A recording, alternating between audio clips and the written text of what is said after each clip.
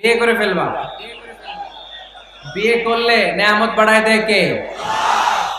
দারিদ্রতা থাকলে ধনাঢ্যতা দিয়ে দেয় কে?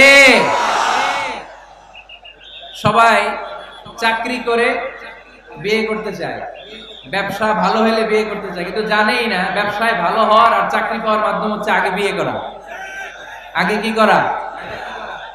স্বাধীনতার স্থপতি বঙ্গবন্ধু শেখ মুজিবুর রহমান 18 বছর বয়সে বিয়ে করছে। কত বছর বয়সে? এক বর্ণনা দেখলাম 14, আর এক বর্ণনা দেখলাম 18। কাজী নজরুল ইসলাম অল্প বয়সে বিয়ে করছে।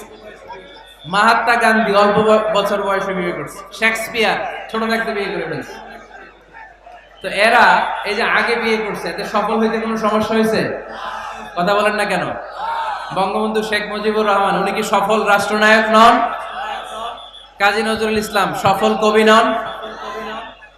তো এদের আগে বিয়ে করা তো এদের সফলতা ঠেকায় রাখতে পারে নাই। এরা আগে বিয়ে করে সফল হয়েছে, কিন্তু আমরা সফল হয়ে তারপরে বিয়ের পিড়িতে বসতে চাই, ঠিক কিনা? ঝামেলাটা এইখানে। এই জন্য ছেলের বাবা, মেয়ের বাবা, নীলফামারীতে যারা আছেন সবাইকে বলি, ছেলে মেয়ে প্রাপ্ত বয়স্ক যদি হয়, ছেলের জন্য উপযুক্ত মেয়ে পাওয়া গেলে, ভালো মেয়ে পাওয়া গেলে দিনদার, আর মেয়ের জন্য ভালো পাত্র পাওয়া গেলে বিয়ে দিয়ে দিবেন।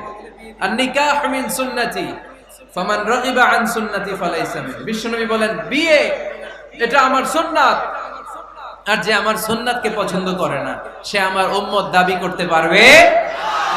আরবাউন মিন সুনানিল মুরসালিন, 4টা কাজ দুনিয়ার সব নবীরা করেছেন, এর মধ্যে একটা হচ্ছে বিয়ে। সুবহানাল্লাহ পড়বেন না? এজন্য বিয়ে করবেন সম্মানিত ভাইরা, বিয়েতে বরকত। যারা বিয়ে করে নাই তাদের ঈমানের অর্ধেক অপূর্ণাঙ্গ। বিয়ে করলে ঈমানটাকে পরিপূর্ণ করে দেয় কে?